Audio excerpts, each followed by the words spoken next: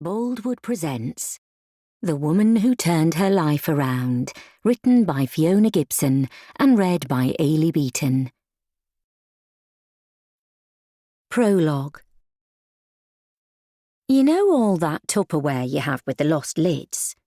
My mouth's like that, gaping open when I spot him. Shane Calvert. My heart stops and I almost drop the samosa I was about to bite into. So, he's here, all grown up and sipping a beer out there in the Kapoor's back garden. Frozen at their kitchen window, I try to wrestle my faculties together. It's been 37 years since we last saw each other. Of course he's grown up. Time hasn't stopped. Although it feels as if it has. I lurch away from the window and gaze down at my food, realising I can't eat any of it. Pam's cooking is amazing, but right now I might as well be clutching a plate of stones. Panicking, I mentally race through my options. Shane knows I planned to come to the party today. Pam was adamant that it would be a party, a joyous celebration for Ravi, and not a wake. But I don't have to go out there and talk to him. Instead, I could do another quick round of the Kapoor's family and friends, all chattering loudly in the living room, then quietly slip away. I looked for you but didn't see you. Already I'm formulating my message to him. So many people there, so busy. Sorry we missed each other. Still alone in the kitchen, I creep back to the window to spy on him a bit more. He's standing a little apart from the group of men who've gathered beneath the blossom-laden cherry tree. It was a tiny, spindly thing last time I was here. Now it's almost the height of the house. The early evening light is fading fast. I watch as Shane wanders down to the bottom of the garden, parks himself on the ancient wooden bench, and looks around expectantly. Oh, he's still handsome, damn it. Age suits him. He still has a twinkle about him, a kind, open face, a full head of dark, wavy hair, peppered with only a little silver. And that full, sensuous mouth that I loved to kiss. Stop it! My heart is thumping now, my mind flooding with all the stuff that happened between us so long ago. I'm aware that he could easily see me, a staring maniac at the window. Nice. But now I can't tear myself away. He's so near, I have to at least go out and say hello. Just get it over with, I tell myself. Like when I was pregnant with Cora and one of my teeth rotted, one of the big buggers at the back, and my dentist explained, without one iota of sympathy, that he'd have to extract it, with pliers basically, without anaesthetic. Do it then! Pull the fucker out! My chest is tight, my mouth sandpaper dry. I take a swig of white wine for fortification. Gripping my glass and laden plate, I stride purposefully to the back door. Molar, pliers, I remind myself. Just get it over with. I step outside and inhale deeply. In contrast to the Kapoor's overheated house, the evening is still and cool. Affecting a casual demeanour, as if I've just popped out for a breath of air, I gaze in rapt attention at the cherry tree. How beautiful it is, the immense pink confetti cloud. Without even looking over, I can sense Shane sitting up, paying attention. Shit, I'm not ready yet. Onwards I glide, towards the wooden bird table I remember Ravi's dad, Kamal, constructing with immense care when we were teenagers. When I loved Shane madly. Oh God, he's standing up now. I can see him in the periphery of my vision as I examine the bird table forensically. It's a little mossy, and the roof looks as if it's been nibbled. By squirrels, maybe? But look how well it was made to have weathered all these years. Josie, I swing round and he's right there in front of me. Shane, hi! Oh my God! We laugh in a bewildered, is this really happening way, and hug awkwardly. So good to see you, he exclaims, smiling. You too, I grin stiffly and sense the thermostat connected to my cheeks turning up to maximum heat. I mean, I wish it wasn't because of this, I add quickly. Yes, same here, he nods. A small silence hangs and I scramble to fill it. So, how was your journey? Oh, good, thanks, great. How was yours? Really good, no trouble at all. You weren't on the 7:30, were you? He asks. You mean the train? What do you think he means, idiot? The hovercraft? Yeah. No, I start. I did arrive a bit early, he says with a small grimace, perhaps to highlight his ineptitude at journey planning. Better than being in a panic, as I am now, as I sense what will be his next question. Did you drive up? He asks. No, I decided to, Quite right. It can be a nightmare, the motorway around Birmingham. Absolutely, I agree, wondering when we might tear ourselves away from our respective modes of transport and move on to the reason we're here, back in our West Yorkshire hometown, because our friend Ravi, Pam and Kamal's beloved daughter, died. So, which train did you get? Shane asks. Oh, I actually got the bus, I say brightly. From London? Yes, I smile to demonstrate how great it was. I actually prefer it, I add. Right, yeah. He nods uncertainly and sips his beer, his green eyes catching the late evening light. Buses can be, really pleasant. And they're so comfy these days. Now I'm a resurrected Victorian lady entranced by the megabus. They have engines now. They're not drawn by horses. And we stopped at Donington Park Services, I babble on, which was great as I hadn't brought any food or drink with me, nothing at all. Stupid, huh? It's an awfully long way to survive on your own saliva. Jane's eyes widen. And I hadn't realised we'd stop, that we'd get a proper leg stretch. Shut up, you loon. At the, service station? Looking wary now, Shane has taken a step back. Yes, I enthuse. Oh, yeah, they're better than they used to be, aren't they? Definitely. Much more choice now. I nod, not quite understanding. Of food places, he clarifies. There's Burger King, Costa. The Cornish Pasty Company, I chime in. It's a dilemma. Nearly 4 decades since we last saw each other and we're discussing motorway food options. And never mind saw.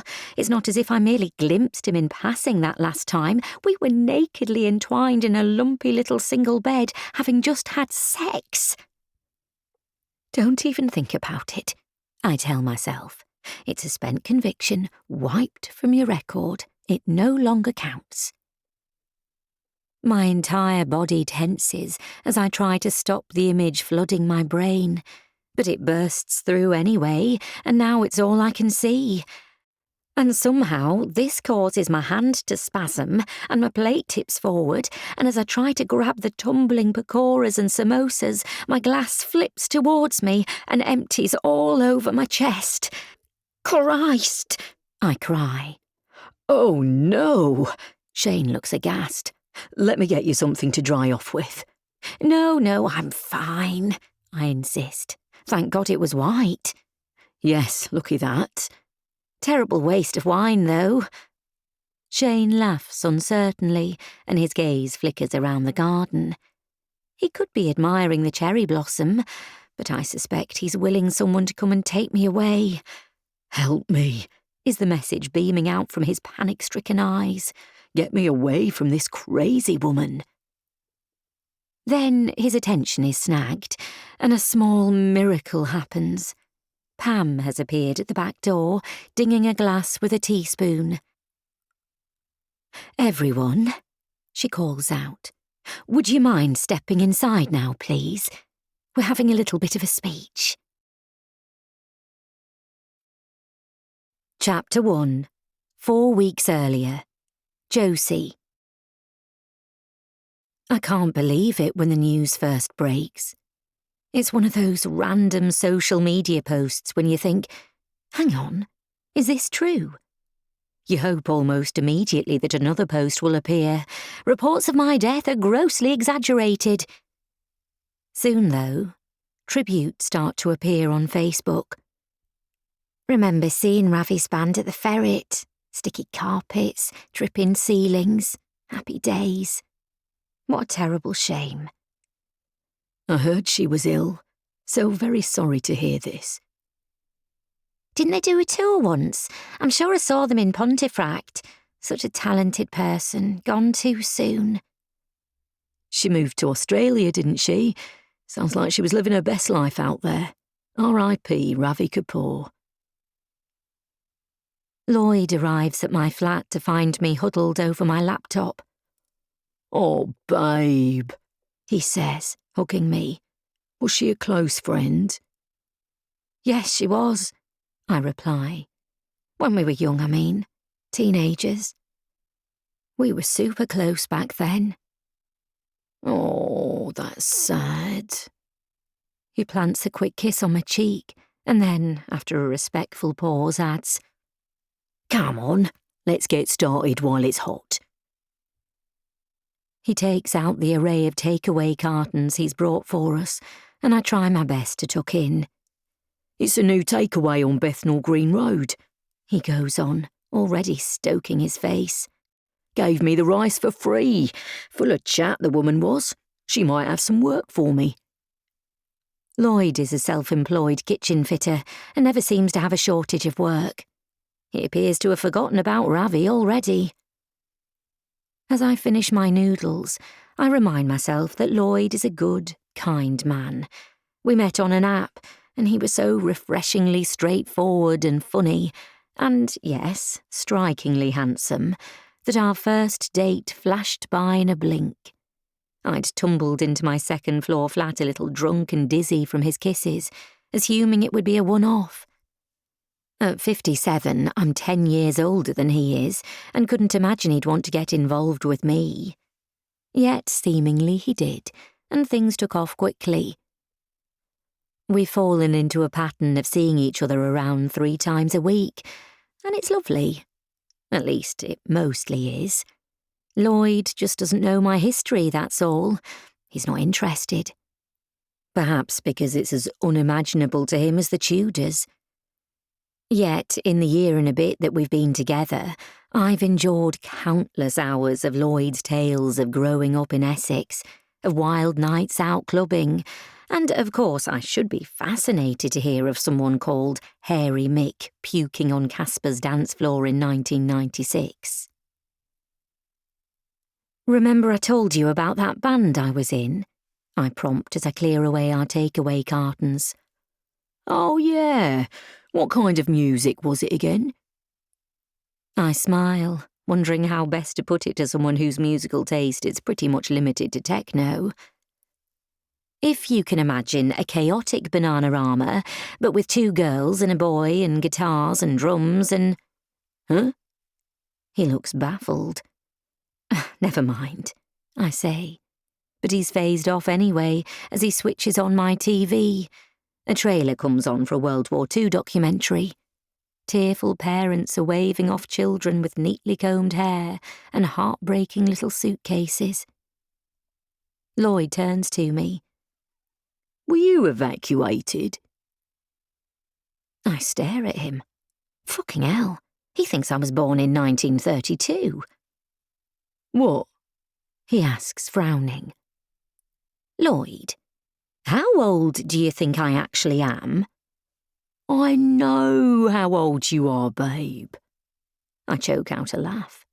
"So don't you think it's pretty unlikely, seeing as I was born?" I quickly calculate. 23 years after the war ended? Oh, right, sorry. Chuckling, he cracks open a beer. I'm terrible with historical dates. The football starts and he stretches out to his full athletic 6'2" length on my sofa, ready to watch. Historical dates? Prickling now, I carry the cartons plus my laptop to the kitchen. What does he think when we're in bed together? She's not bad for 93. Just as well he's always preferred older women. We're solid, apparently. No nonsense. Grounded, self-assured. Like an intimidating head nurse. Should I get myself the outfit? Give him a vigorous examination next time we're in bed? Our sex life has been flagging a little lately. Down to me, not him, I have to say. Perhaps that would pep it up. At my wonky fold-out table, I open my laptop and carry on reading about Ravi, trying to find out what happened. I wish I'd known she was ill, and feel terrible that I didn't. But it's been decades since we've spoken, or even been in touch. 37 years since I last saw her, I figure out. It's been an evening of calculating dates. Lloyd stays over, and as ever, is up for it. Until a couple of months ago, I was too. But lately, since my GP prescribed me a low dosage of head pills, as I call them, orgasms have eluded me. It's not that I was depressed, just generally out of sorts, I suppose, and my friends reckoned he should have offered me HRT. I tried to tell Dr. clearly uninterested in women's hormonal chaos that it seemed to be all wrapped up in menopausal symptoms, that it had started soon after my periods had petered out. Wasn't that a clue right there? But he wasn't interested in any of that. Been Googling, have you? He crowed. Well, yes. Just try the medication. I think it'll help. He insisted, virtually shoving me out of the door. I didn't have it in me to argue or beg. The upshot is that part of me, the sexual part, has shut down like a faulty boiler component. She never had it serviced. It finally gave up the ghost. Nowadays, not even my go-to fantasy gets me there, the one that's always been there for me, as undemandingly reliable as my Rimmel lipstick in a shade named Asia. It's my Brat Pack fantasy, featuring the adorable cast of those 80s John Hughes movies, in which neither they nor I have aged one jot. Perhaps that's the appeal. Because in my salacious mind, it's never assumed that I experienced air raids or ration books. Instead, it's forever St. Elmo's fire in my loins. In a good way, not a raging thrush way. And one of the pack, variously Andrew McCarthy / Judd Nelson / Emilio Estevez / Rob Lowe, whoever's available and trouserless at that precise moment, is going at me up against my fridge. That's it. Works every time. At least it did before the pills. Now I can get close to orgasm, tantalisingly close, like when you accidentally drop a sweet wrapper and chase it along the street. There it is, literally within your grasp. But as you go to grab it, the wind whips it away and it's gone. That's what happens tonight. Lloyd doesn't comment. In fact, I wonder if he even notices now. It certainly doesn't seem to worry him, as post-takeaway / football / beer / sex, he is perfectly satisfied, and within minutes, he is sound asleep. Chapter 2. Next morning, after Lloyd has headed off to a job, I spot another tribute to Ravi on Facebook. Thinking of dear Pam and Kamal at this sad time. So, Ravi's parents are still alive. Their house, Cherry Cottage, was virtually my second home throughout my teens. I've no idea if they still live there. However, on my lunch break, I pop into the Big Waterstones on Piccadilly for a sympathy card. With a little time to spare, I also nip up to the kids' floor in search of something for Poppy, my baby granddaughter. At just 2 months, she's probably a bit young for books. I also know that these precious years flash by so fast, and before you know it, that little baby is a teenager, repulsed by the way you breathe or move through a room. Then they're a young adult who curls a lip at your multicoloured plastic chandelier and vast collection of fridge magnets and asks, "Wouldn't you prefer clean lines, Mum?"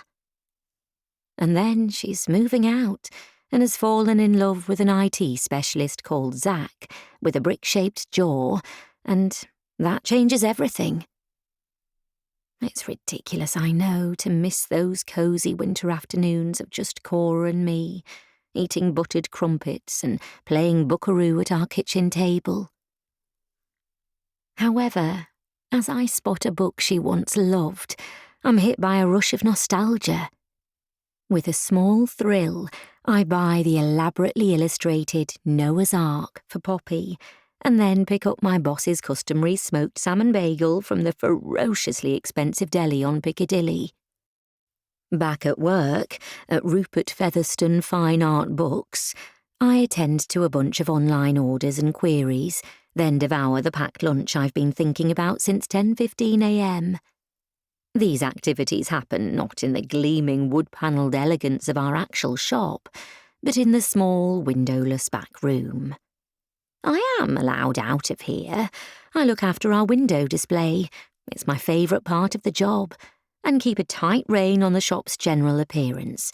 I could do so much more, I feel, rearranging things, making the shop seem more welcoming and less intimidating. But Rupert, a florid, well-fed man in his 60s, is permanently stationed at his desk by the front door, and it feels as if that's his territory, and this is mine.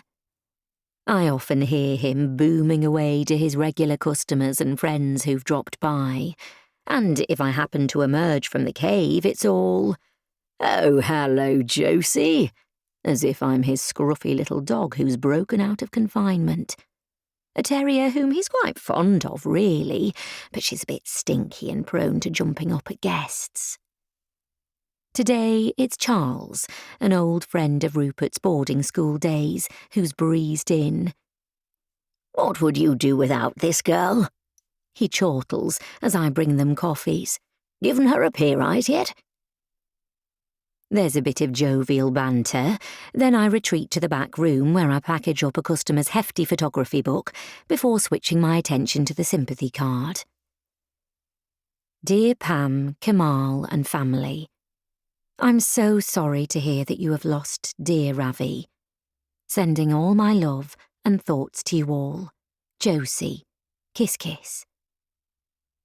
Will they even remember me? Oh, it doesn't matter, I decide. They have far bigger things to deal with. But then it occurs to me that perhaps at some point, Pam or Kamal might like to drop me a line. So I add my email address in tiny, almost apologetic writing at the bottom and post the card on my way home from work.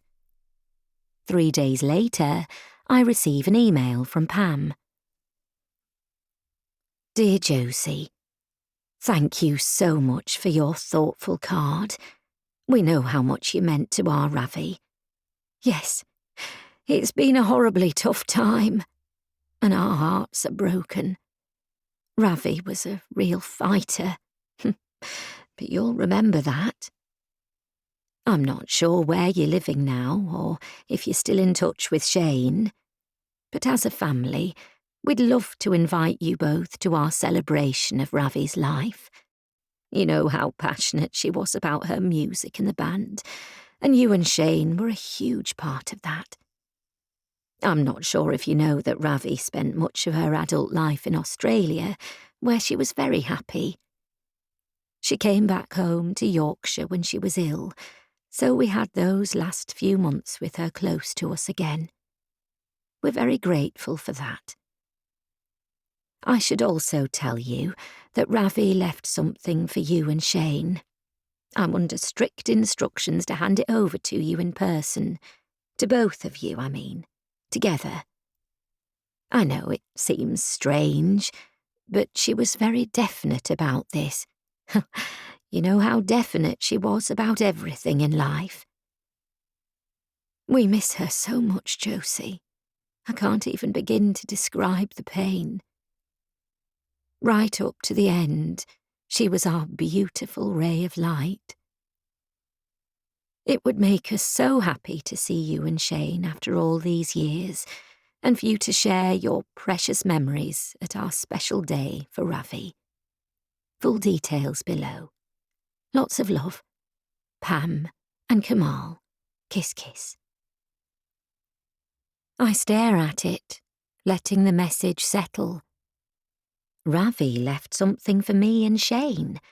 That doesn't make any sense. I reread it more slowly this time to make sure I haven't misunderstood it. I feel terrible for Pam, Kamal and Dev, Ravi's older brother. But I can't go. Not if there's any possibility of Shane being there too. It's an awfully long time since I've even thought about him. Actually, no, that's a lie. He pops into my mind far too often for someone I haven't laid eyes on since I was 20. It occurs to me, as I get up and knock myself some dinner together, that I could concoct a tiny lie. Sorry, but I lost touch with Shane a long time ago, and I haven't been able to track him down. But that's not tiny. It's pretty substantial, and I can't bring myself to spout any size of lie to Ravi's bereaved mum and dad. Through my parents, I had heard that Ravi had moved to Australia. The fact that she hadn't told me directly seemed to signal that she hadn't wanted any further contact with me. I could have reached out, a phrase frequently flung around by Zach, my daughter's partner. Cora, could you reach out to the neighbours about that hedge situation? It nearly had my eye out on my run. But what would I have done? Apologised and begged for forgiveness, or just wished her well? As nothing seemed right, I just left it. But the guilt still lingers, and so, with a growing sense of dread, I try to build myself up to contacting Shane.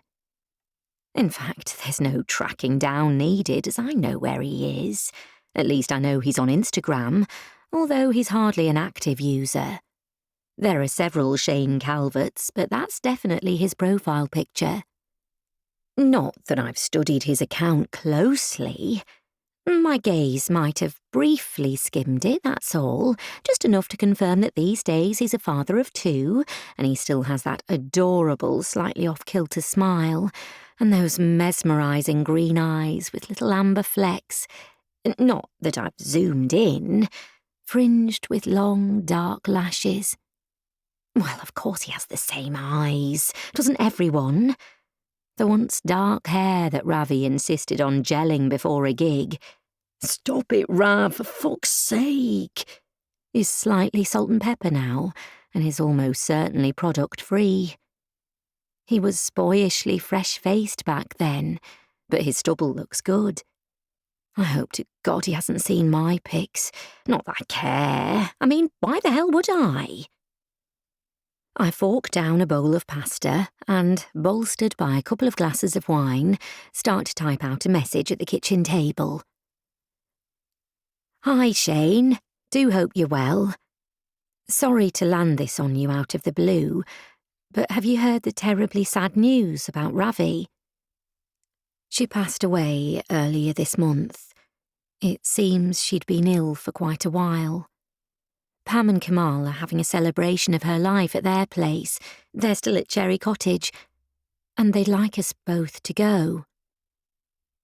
The us part triggers an involuntary shudder, but I plough on. Ravi left something for us, Pam says. Something she stipulated. Is stipulated a weirdly formal word? Something that has to be given to us in person, apparently.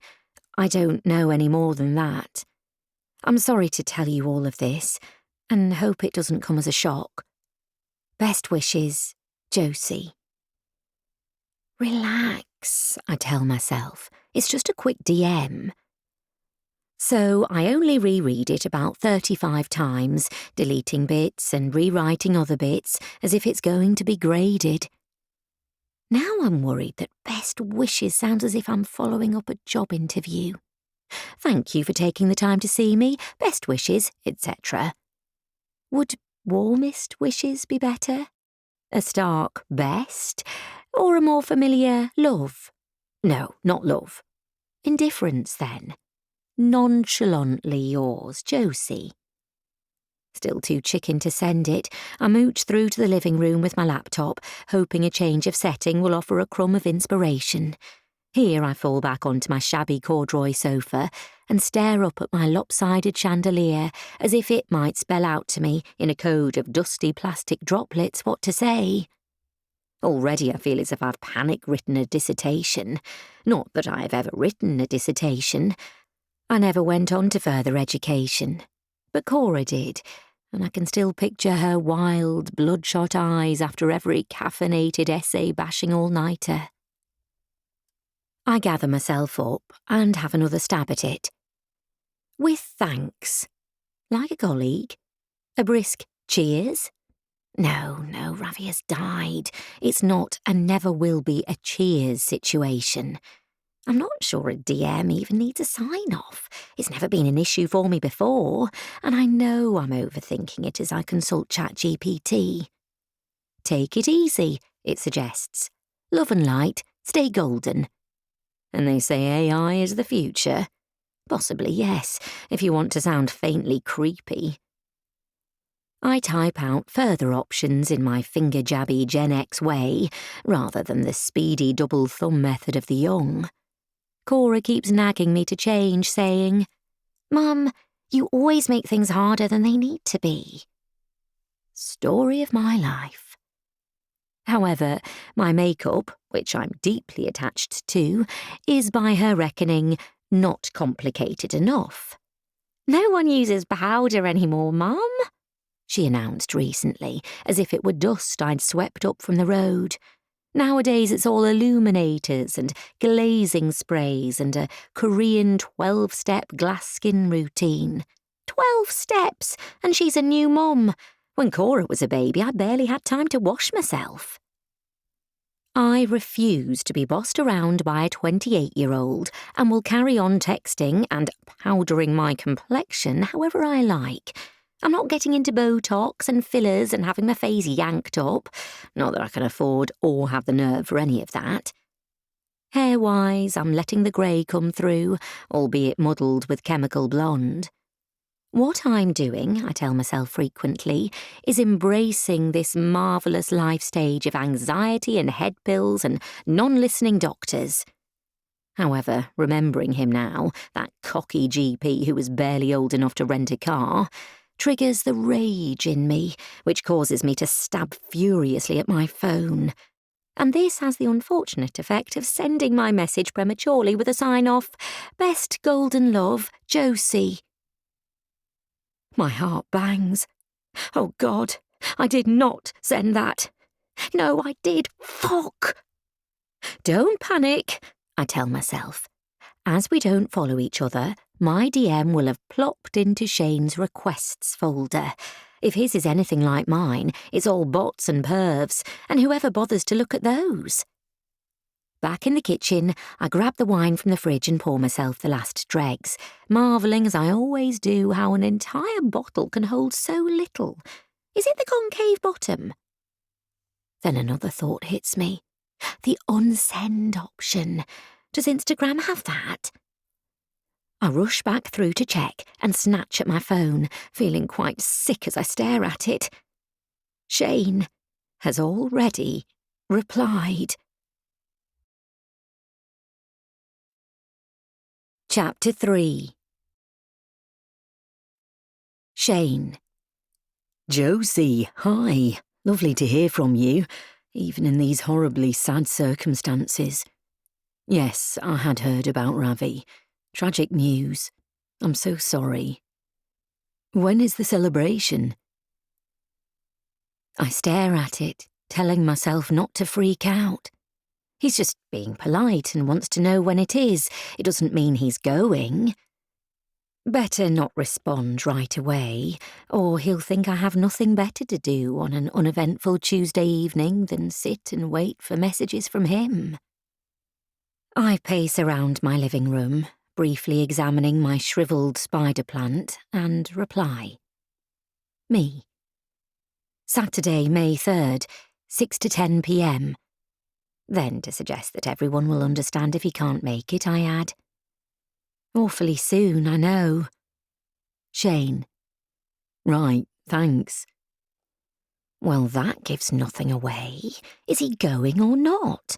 I don't even know where he lives, and my fleeting glances at social media have revealed nothing.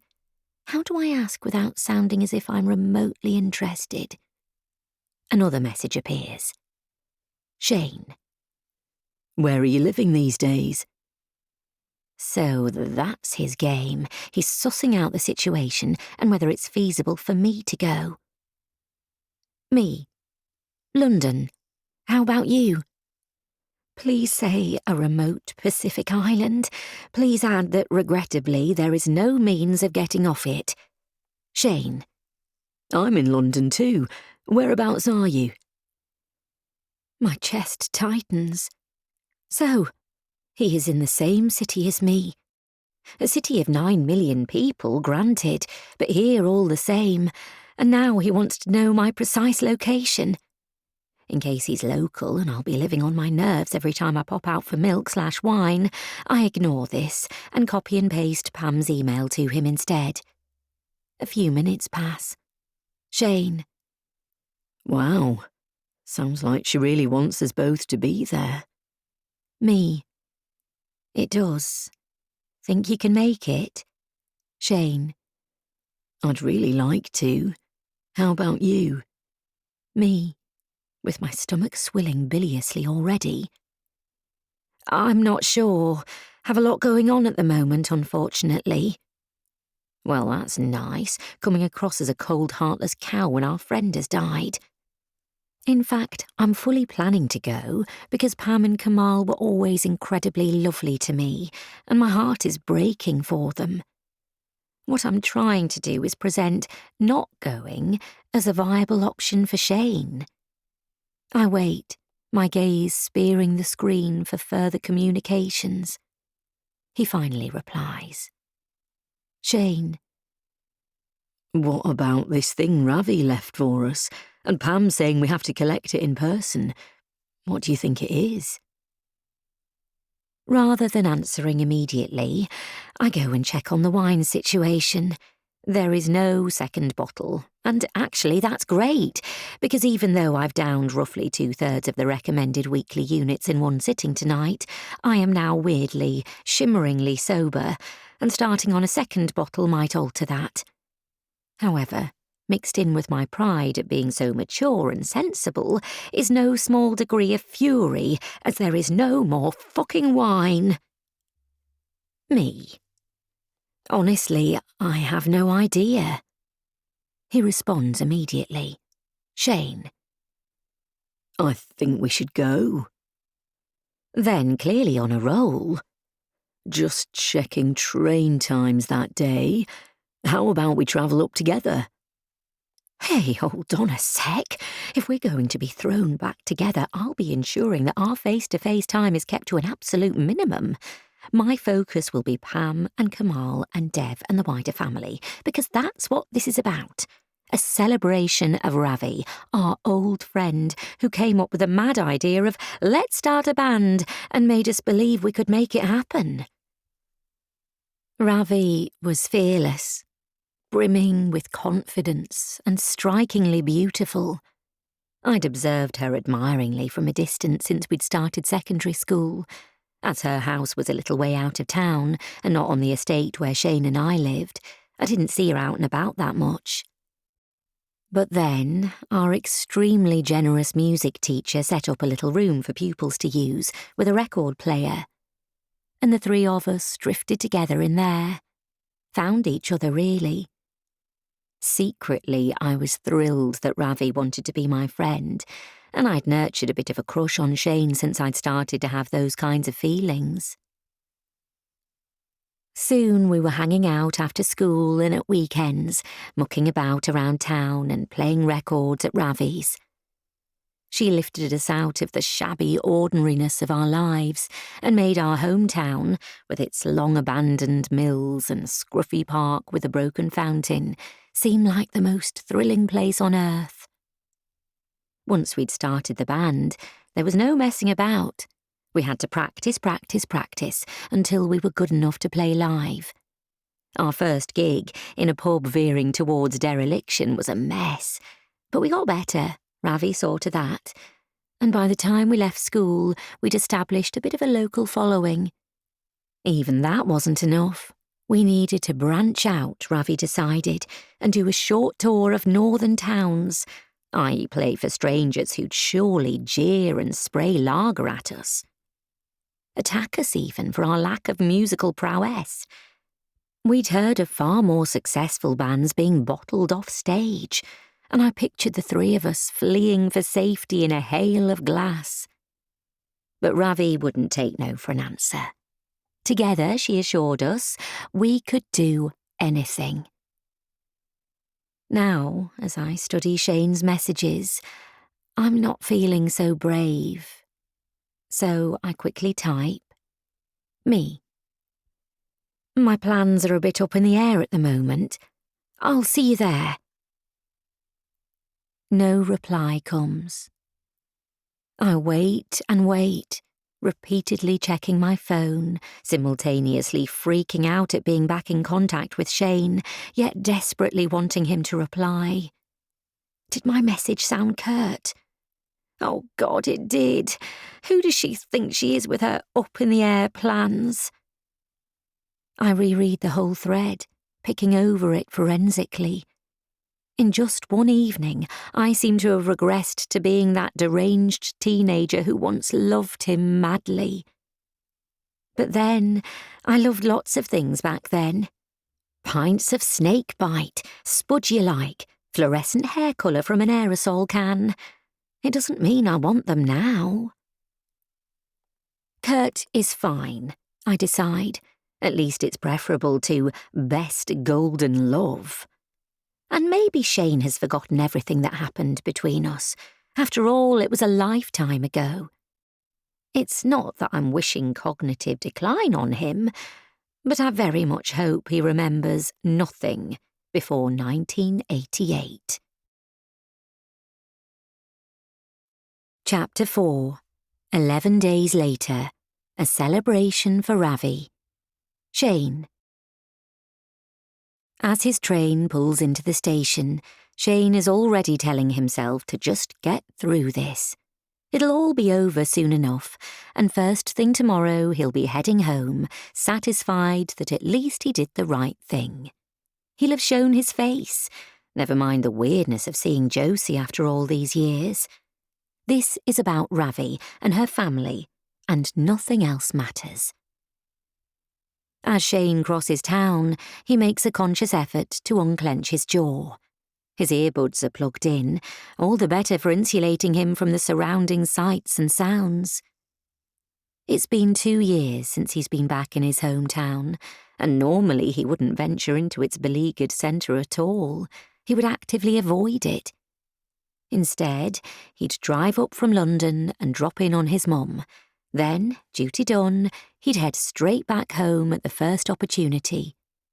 However, Fletch, his partner in their musical instrument shop, needed his car to pick up a consignment of guitars for sale in Cornwall.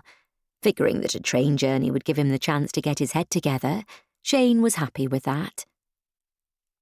As he plods along the main shopping street, he notices that the much-loved cafe where he'd hung out with Josie and Ravi are all boarded up. The signage now reads, Mary's Milk Bar, the final R seemingly long gone.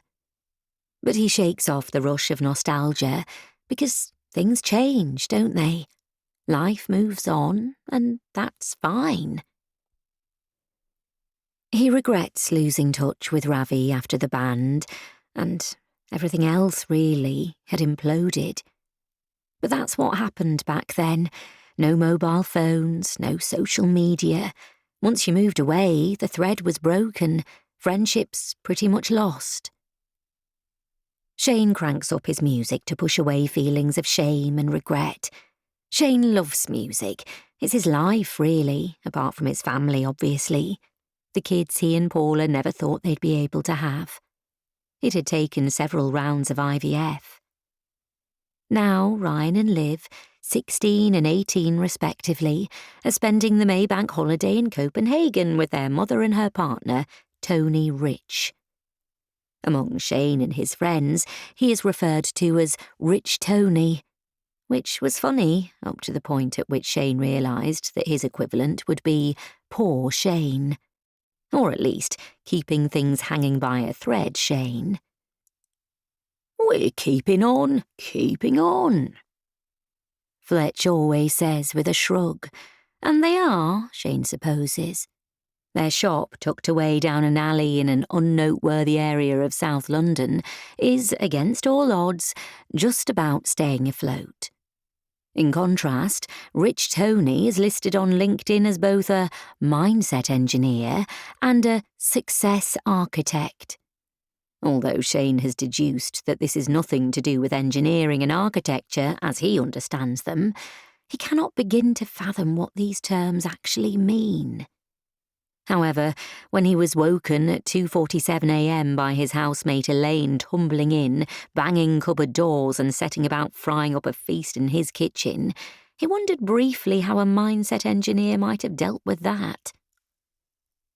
Shane once asked his daughter what Tony actually does. "I think he's like a motivational coach," she explained, with a note of uncertainty. Shane suspects that he should be motivationally coaching Elaine not to start frying onions at all hours, filling his flat with acrid fumes and incinerating his pans. Still, he holds himself accountable for the awkward situation he's found himself in. During a particularly tricky patch, Shane had taken on some evening shifts at a local pub where he and Elaine, a fellow bartender in her mid-40s, had formed a larky friendship. Among the sea of smooth-faced Gen Zs, he'd found it refreshing to work alongside someone who didn't make him feel quite so ancient and who'd been around the block a bit. Long after he'd ditched the pub job, they'd run into each other in a supermarket. "I'm being evicted," Elaine lamented, "just for complaining about mould in the bedroom." Well, Shane had a spare room, didn't he? It had twin beds set up for Ryan and Liv, but they never stayed over anymore. He'd imagined it would be a temporary arrangement until she got back on her feet. It's been 6 months now. Elaine's room and a good proportion of his hallway are crammed with boxes of her stuff, and he's at a loss as to how to suggest she move on, or at least switch to an alternative method of cooking. Surely, he keeps telling himself, she'll tire of the single bed and lack of space pretty soon. And him, why isn't she sick of him? Long divorced and apparently happily single, Elaine seems to have an extremely active social life. Surely this involves friends who'd be delighted to have her move in with them. Shane has been tempted to hack into her phone in its fluffy orange case and contact some of them himself. Even set up some flat viewings if that would speed things up. He has a car, a shabby old Volvo acquired for its capacious boot space, and would happily move her stuff, anything to help. Now Shane is frowning at his phone, having resorted to the Maps app to locate his hotel. His mum and stepdad still live on the sprawling council estate on the edge of town, in the same house he grew up in. This time he hasn't told them he's here. His last visit was just as awful as all the others. And didn't someone once say that the definition of insanity is to repeat a terrible experience over and over and expect a different result? Einstein, he thinks it was. And Shane has no desire to do that, to make this short trip even more of a headfuck than it is already. Keep it simple, he'd decided. He stops again and checks his phone for messages. Nothing more from Josie.